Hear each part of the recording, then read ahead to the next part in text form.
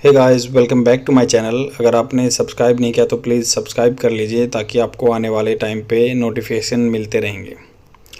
Friends, जैसे कि आपको पता है, हम डेली द हिंदू न्यूज़पेपर से एक आर्टिकल लाते हैं और उसके बारे में बात करते हैं कैसे आप इंग्लिश स्पीकिंग को सुधार सकते हैं और आपके मेंस आंसर राइटिंग के जो भी स्टेट पीसीएस या यूपीएससी की तैयारी कर रहे हैं उनके लिए बेनिफिशियल रहेगा। तो यहाँ पे हम बात कर रहे हैं Fukushima and nuclear waste water controversy. तो फुकुशिमा एक जापान में जगह है, वहाँ पे इसके बारे में बात की गई कि वहाँ पे न्यूक्लियर वेस्ट वाटर है जो वो सी में डाल रहे हैं, उसके लिए कंसर्न है, चिंता है साउथ कोरिया की, चाइना की, क्या क्या इशू हैं और कितने कितने न्यूक्लियर डिजास्टर आज तक हुए हैं उसके बारे में हम बात करेंगे। कितने न्यूक्लियर डिजास्टर हुए हैं, क्या कॉन्सिक्वेंसेस हो सकते हैं और क्यों वो ऐसा कर रहा है जापान, उसके क्या क्या रीज़न है। तो स्टार्ट करते हैं। इसको मैंने सिंप्लीफाई फॉर्म करके लिख दिया, जो भी आर्टिकल में दिया हुआ है ये हमारे एग्ज़ाम के लिए बेनिफिशियल रहेगा।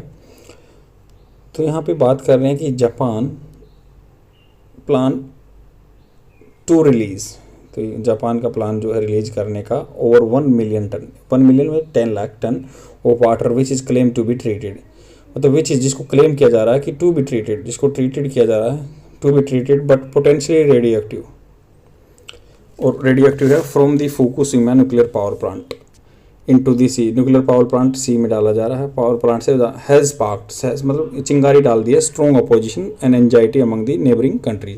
तो among the neighbouring country anxiety डाल दी। देखो, बात कहने का तरीका क्या होता है इंग्लिश में। अगर हम बात करते हैं जैसे कि दिस हैज़ स्पार्क्ड, मतलब ये जो इवेंट हुआ है, हैज़ स्पार्क्ड, इसने चिंगारी लगा दी है, strong opposition and anxiety among neighbouring countries particularly south Korea. तो ऐसे बात करें कि इसने चिंगारी लगा दी। नहीं तो स्पार्क का मतलब तो क्या होता है, जैसे आग डालने के लिए पत्थर को, दो पत्थर को रगड़ते हैं तो चिंगारी होती है, या स्पार्क प्लग आपने बाइक में देखा होगा।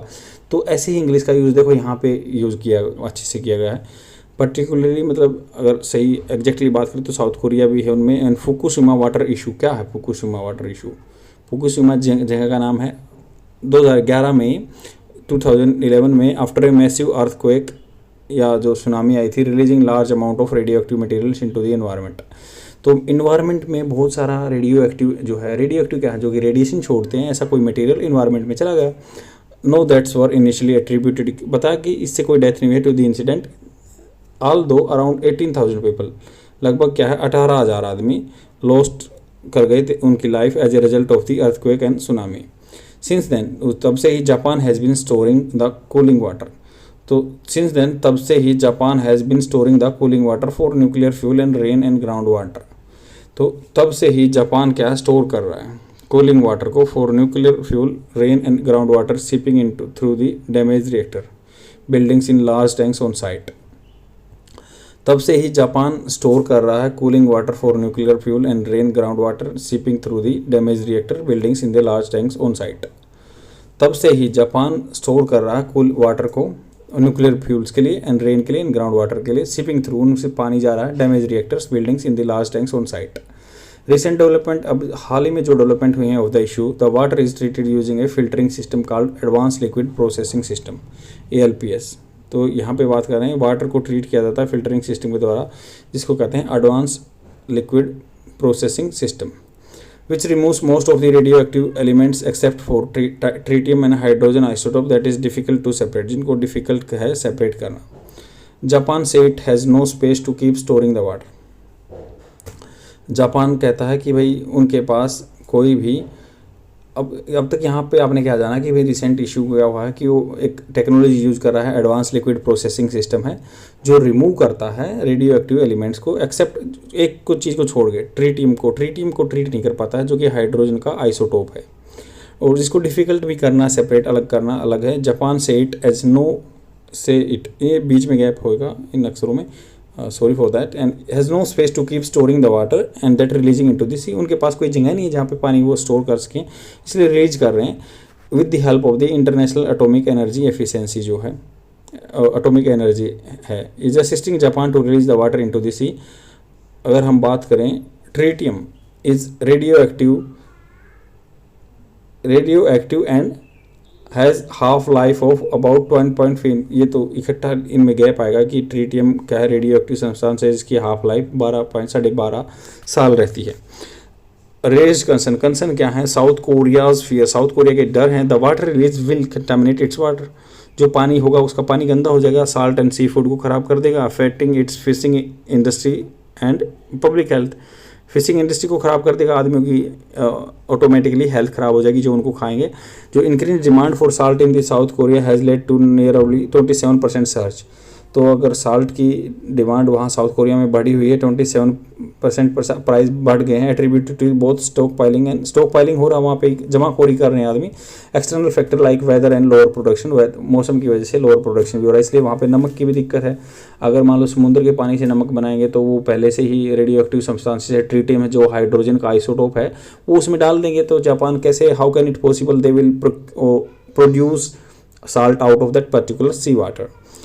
China has also criticise, China ने भी क्रिटिसाइज किया जापान के प्लान को, क्वेश्चन किया है जो इसकी ट्रांसपेरेंसी है, and express concern about the potential impact of marine environment and global health. Other major nuclear disaster, कुछ अलग मेजर न्यूक्लियर डिजास्टर भी हैं ऑफ द वर्ल्ड, कौन कौन से हैं, चेरनोबिल में हुआ था 1986 में, यहाँ से याद रखते हैं राजीव गांधी के टाइम पे हुआ था, one of the most well known and severe nuclear, बहुत भयानक डिजास्टर था, the Chernobyl disaster took place in Chernobyl nuclear power plant in Ukraine. A sudden power surge during a safety test, मतलब एक sudden एकदम से झटके से power surge गया, बढ़ गया, पावर बढ़ गई, सेफ्टी टेस्ट हो रहा था तब, lead to series of explosion, बहुत सारे एक्सप्लोजन हुए, and fire that destroyed the reactor and reactor की कोर को डिस्ट्रॉय कर दिया, and release large amount of radioactive material into the atmosphere. 3 mile island accident, 3 mile accident कैसे हुए 1979 में, this accident occurred in the United State at the 3 mile island nuclear generating station in the Pennsylvania. जो accident हुआ है United State में 3 mile Island में nuclear generating station in Pennsylvania, a partial meltdown of the reactor को resulted in the release of the radio active gases, तो इससे radio active gas release होती हैं, पार्शियल मेल्टडाउन हो गया था पेंसिल्वेनिया में 3 आइलैंड पे वहाँ पे यूएसए में, तो इससे मेल्ट डाउन हो गया और रिएक्टर का कोर खत्म हो गया, resulting in the release of radio active gases हो गए थे।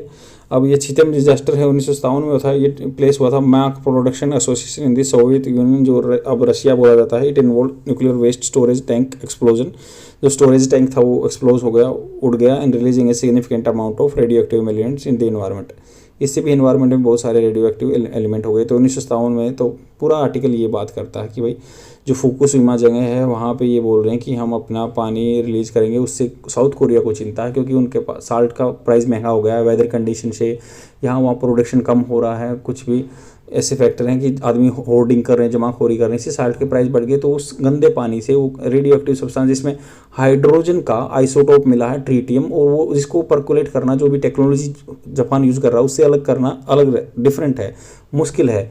तो यही कंसर्न दिए हैं। और अभी 2011 में जैसे जब फुकुशिमा में इवेंट हुआ था, सुनामी आई थी, अर्थक्वेक आया था, बहुत सारे रेडियो एक्टिव सब्सटेंस हो गए थे, जिससे बोलते स्टार्टिंग में तो एट्रीब्यूटेड नहीं किया गया कि भाई डेथ हो गई है बंदों की, बट बाद में पता चला कि लगभग 18,000 people were affected due to this Fukushima nuclear power plant disaster.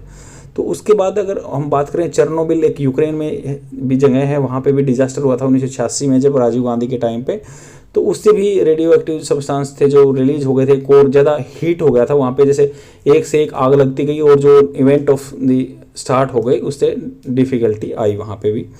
ऐसे ही इवेंट एक पेंसिल्वेनिया 3 आइलैंड जो है वहाँ पे भी हुआ था यूएसए में, उसमें भी ज़्यादा कोर एरिया में आग लग गई थी जिससे न्यूक्लियर एक्टिव एलिमेंट थे वो बाहर चले गए थे। और लास्ट पॉइंट क्या है कि भाई एक जगह और है जो छितम बोलते हैं जगह पर 1957 में 50 मैक प्रोडक्शन में हुआ था, जहाँ की न्यूक्लियर एक्सप्लोजन हो गया था जिससे वहाँ पे रेडियो एक्टिव सब्सटेंस एनवायरनमेंट में रिलीज हो गए थे। तो ट्रीटियम बहुत खतरनाक चीज़ है, ये हाइड्रोजन का आइसोटोप है, इसकी कार्बन डेटिंग से जो लाइफ बताई गई है 12.5 साल हाफ लाइफ है इसकी। तो उसको अगर मान लो आदमी खाएंगे पिएंगे, सी फूड में चले जाएंगे इसलिए चिंता जता रहे हैं, और नमक में चला जाएगा तो आदमी मर जाएंगे। चाइना ने भी इस चीज़ को क्रिटिसाइज किया है, उसके आसपास के एरिया को, जापान सी के आसपास के एरिया को।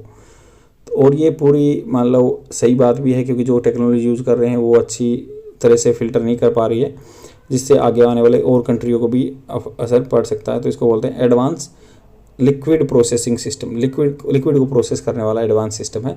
आई होप आपको समझ में आया होगा। शेयर जरूर कर दो अपने फ्रेंड में, डेली देखते रहो। Thank you very much, bye.